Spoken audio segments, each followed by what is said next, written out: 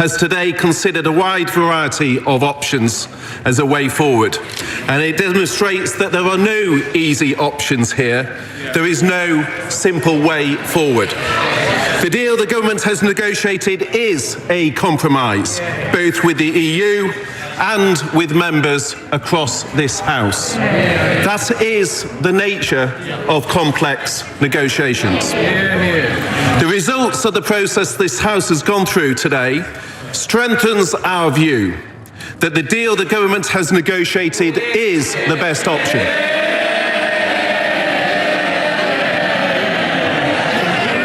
Furthermore, Mr. Speaker, must be heard. The Secretary of State. Furthermore, Mr. Speaker, although this was not a significant feature of today's debate, any deal must include a withdrawal agreement. It is the government's firm wish to get the withdrawal agreement approved by this House, and I urge all members, no matter the view on what the future relationship should be, if you believe in delivering on the referendum result by leaving the EU with a deal, then it's necessary to back the withdrawal agreement. If we do not do that, then there are no guarantees about where this process will end. It is for that reason that I call on all members from across this House, in the national interest, to back the Prime Minister's deal.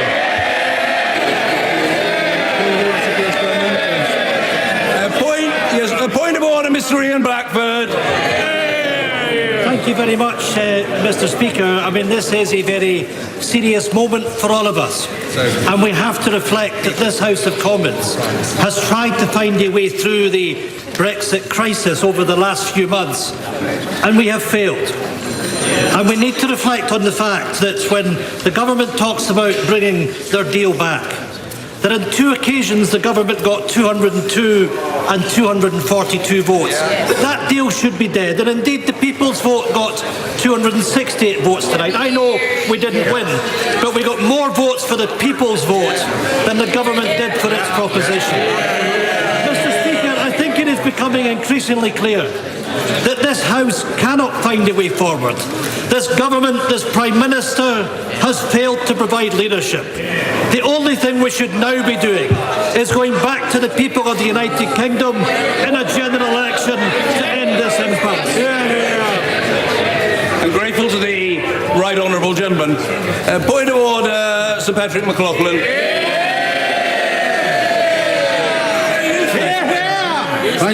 Thank you very much, Mr. Speaker.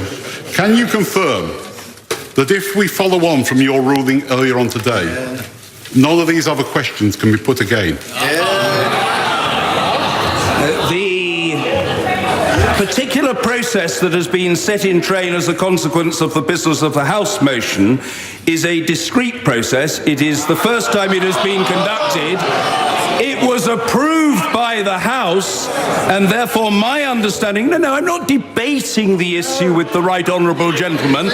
He has more or less courteously raised the point of order with me, and I am responding to it. I'm not going to conduct a debate with the right honourable gentleman. My understanding of the situation does not entirely cohere with his, and I have explained that I think that the motion passed by the House expressed support for a two-stage process, and I will, for the time being, leave it there. And I'm extraordinarily grateful to him. No, as I've just said, I'm not debating it with him. Point of order, Anna Soubry. Point of order, Anna Soubry.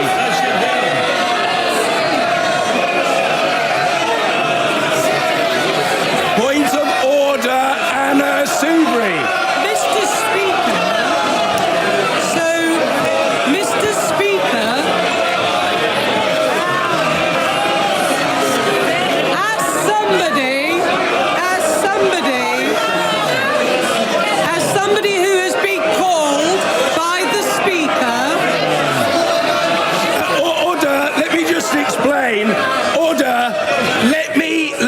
Explain one thing in this place.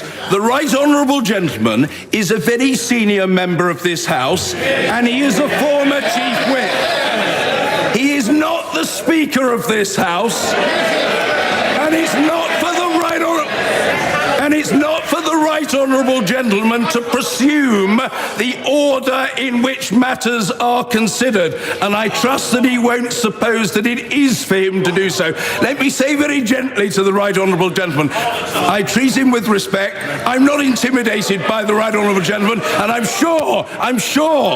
absolutely sure he wouldn't seek to intimidate me. I am taking a point of order from the right honourable lady, and frankly, that's the situation. Point of order, Anna Soubry.